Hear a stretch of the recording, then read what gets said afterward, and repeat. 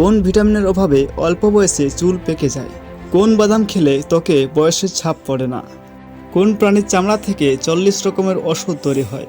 এরকমই সব অজানা প্রশ্নের উত্তর জানতে আমাদের ভিডিওটি শেষ পর্যন্ত দেখতে থাকুন। আজকের প্রথম প্রশ্ন হলো, ভারতের কোন রাজ্যে সবথেকে বেশি লবণ উৎপাদিত হয়? আপনার option: A Gujarat, B Delhi, C Punjab, D Paschimbanga.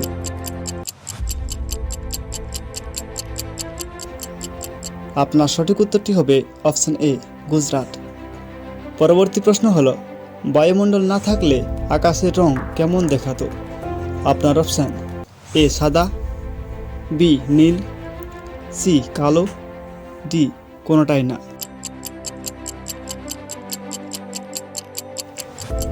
আপনার সঠিক উত্তরটি হবে অপশান সি কালো। আপনার পরবর্তী প্রশ্ন হলো, শরীরে কিসের পরিমাণ বেড়ে গেলে জয়েন্টে ব্যথা হয়? আপনার option: A cholesterol, B diabetes, C uric acid, D thyroid.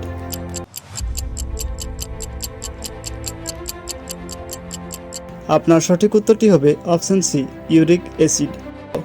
আপনার পরবর্তী প্রশ্ন হলো, কোন গাছের মূল খেলে শরীরের দুর্বল ভাব দূর হয়? আপনার অপশান: এ শিমুল, বি তুলসী, সি সর্পগন্ধা, ডি লজ্জাবতী।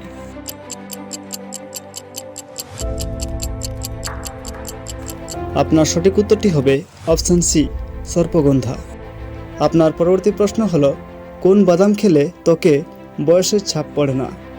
আপনার অপশান: এ পেস্তা বাদাম, বি কাঠবাদাম, সি কাজু বাদাম, ডি চীনা বাদাম।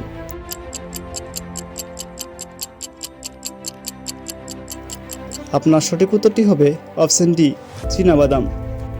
আপনার পরবর্তী প্রশ্ন হলো, কোন প্রাণীর চামড়া থেকে 40 রকমের ওষুধ তৈরি হয়? আপনার অপশান: এ সাপ, বি কচ্ছপ, সি কাঁকড়া বিছা, ডি মাছ।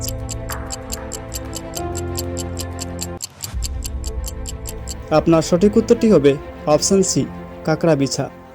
আপনার পরবর্তী প্রশ্ন হলো, কোন দেশ কাগজ ও বারুদ আবিষ্কার করেছিল? আপনার অপশান: এ ভারত, বি চীন, সি জাপান, ডি আমেরিকা।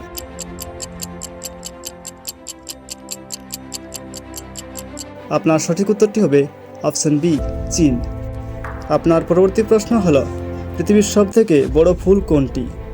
আপনার অপশান: এ পদ্ম, বি গোলাপ, সি র্যাফলেসিয়া, ডি রজনীগন্ধা।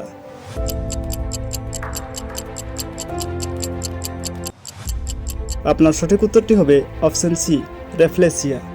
আপনার পরবর্তী প্রশ্ন হলো, প্রাণীবিদ্যার জনক কাকে বলা হয়?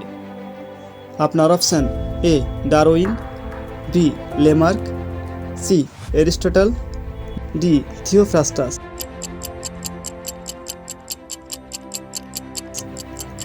আপনার সঠিক উত্তরটি হবে অপশান সি অ্যারিস্টটল। আপনার পরবর্তী প্রশ্ন হলো, কোন ভিটামিনের অভাবে অল্প বয়সে চুল পেকে যায়? আপনার option: A vitamin B, B vitamin B12, C vitamin A, D vitamin K.